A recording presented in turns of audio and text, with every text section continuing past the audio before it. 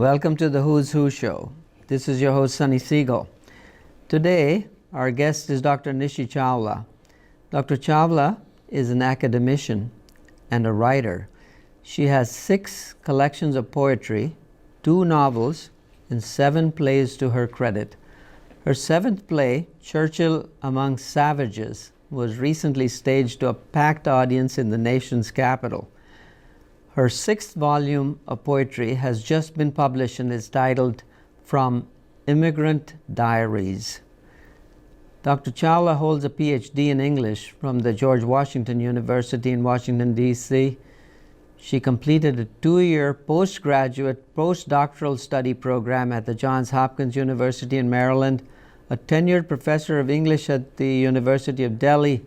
Dr. Chawla migrated with her family to a suburb of Washington, D.C., and she taught at the University of Maryland from 1999 to 2014 on the faculty, and is now on the faculty of Thomas Edison State University in New Jersey. Welcome to the show. Thank you. You know, every time I attend one of your plays or poetry reading, I cannot resist but have you back on the show. And the play that is Churchill Among Savages was the one I attended last, and it was so compelling and so impressive. Congratulations on a wonderful, wonderful script, a wonderful delivery too. That is indeed very kind of you. Now, I'm sure the audience want to know what this is about. I mean, it's a very catchy title for sure, you know, and wished everyone was there to get in on the very powerful dialogues that occurred. Can you tell us a little bit about what Churchill Among Savages is about? Well, Churchill has been revered in the West, but he's also responsible for several atrocities, several sins of omission and commission in the East, in the former colonies of the British Empire and in the Middle East. My play tries to examine all of what he was responsible for, directly or indirectly, in these former colonies of the British empires. And so in a sense, my play is an anti-play. It is a disruptive kind of theater where I'm trying to build a visual montage, and I'm trying to disrupt audiences' expectations, the expectations of what traditional theater should be or is perceived as, and also the thematic message of my play. Yes, and so in the settings, the setting was, you said, the East. Yes.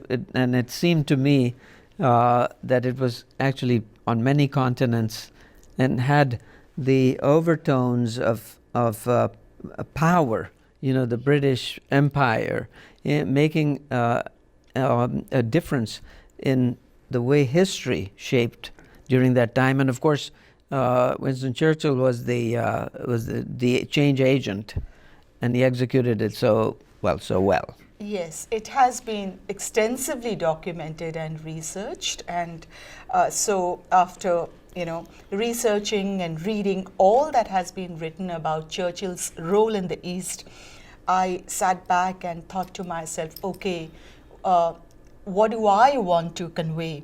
So, and as a playwright, I'm not, of course, I do not have an ideological agenda or a political motive in kind of exposing whatever Churchill was responsible for in the East, but I did kind of, so as a playwright, I'm not in any way disseminating any kind of political propaganda, but I'm simply kind of examining, and in a very open-ended manner, whatever Churchill and the British Empire was responsible for.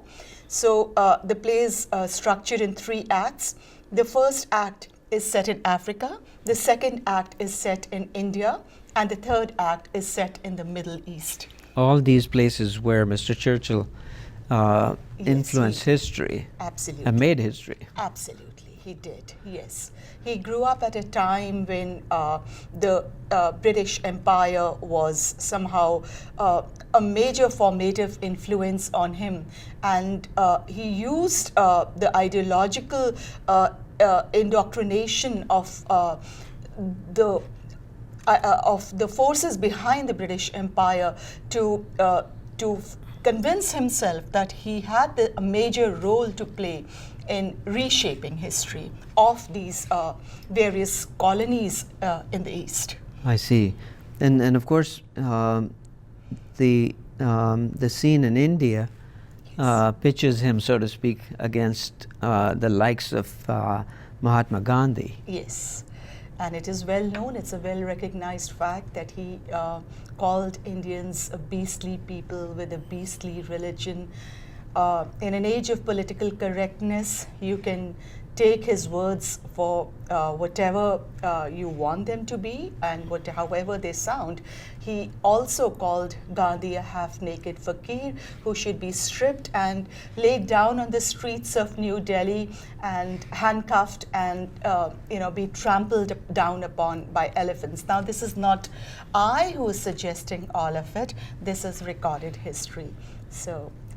And very similar dialogues seem to occur in Africa and in the Middle East with the leaders there.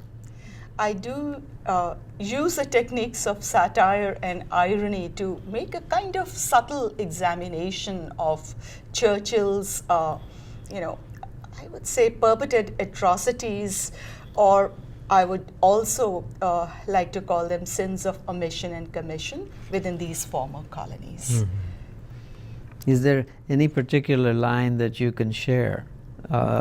Perhaps something Mahatma Gandhi said to Mr. Churchill, or vice versa? Or at least the essence of one? Well, in the clash, in one of the scenes in the second act where the two of them, the two great leaders clashing, he kind of ridicules him as someone who he hates, who lambasts for his vegetarianism.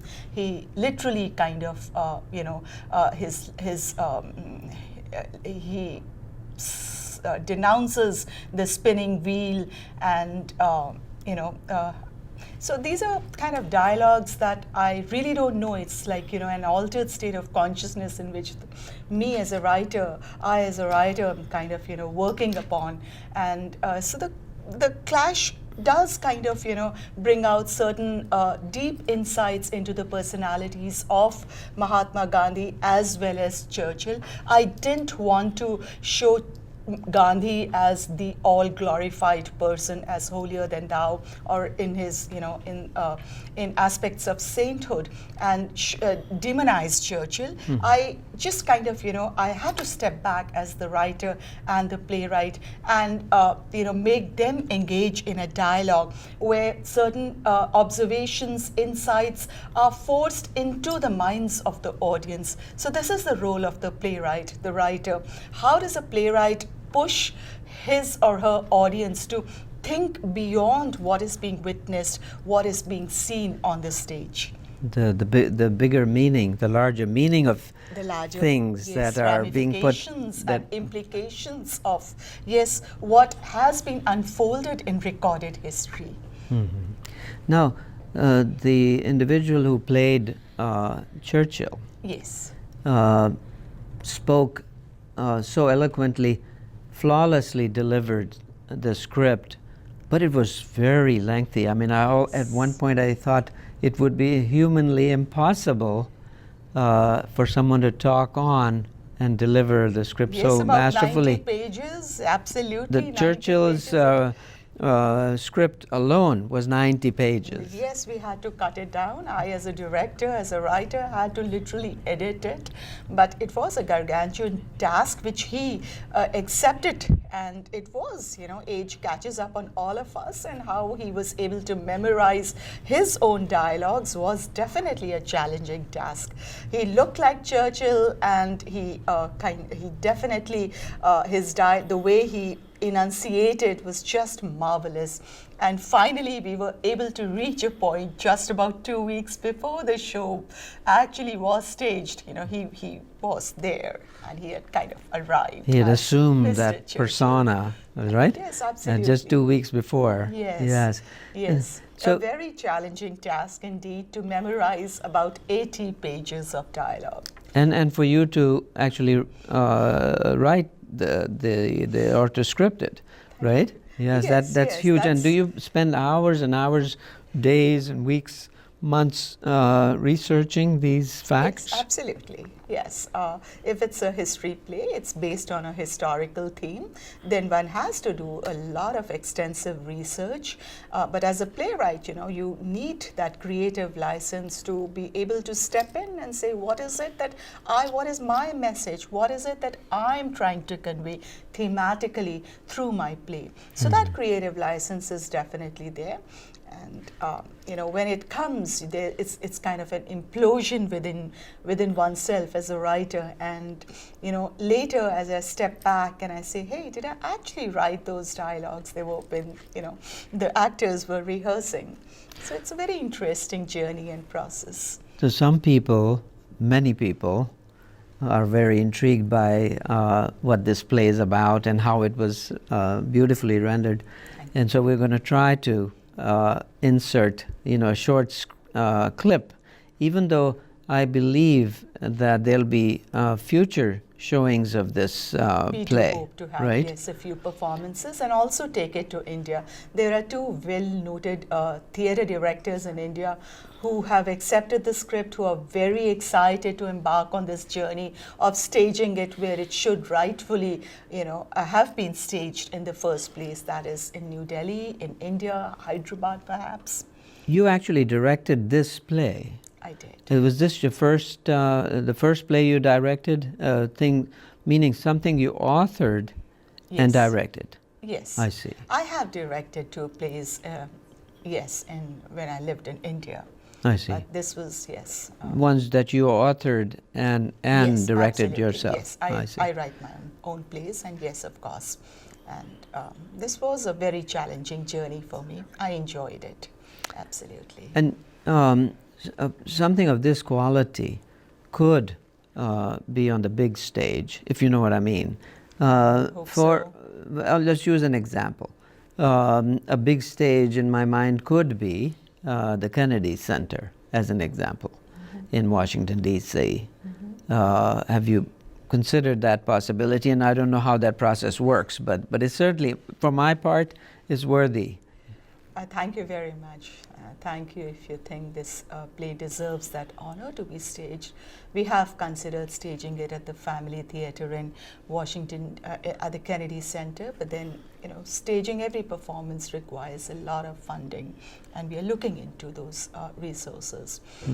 It's a collaborative project, and funding it at the Kennedy Center would definitely be something worth considering. Yes, I did send it to various theater groups in Washington, D.C. Arena Stage, Studio Theater, and as someone from there itself put it or worded it, phrased it as, maybe Nishi Chawla is too ahead of her times, or maybe the United States and the West is just not ready to accept any criticism of Winston Churchill, although there has been, there's an industry of books on Churchill's dark side, so to say. And very briefly, are you working on other wonderful works of art? poetry or, Yes, or yes, book, perhaps a yes, play.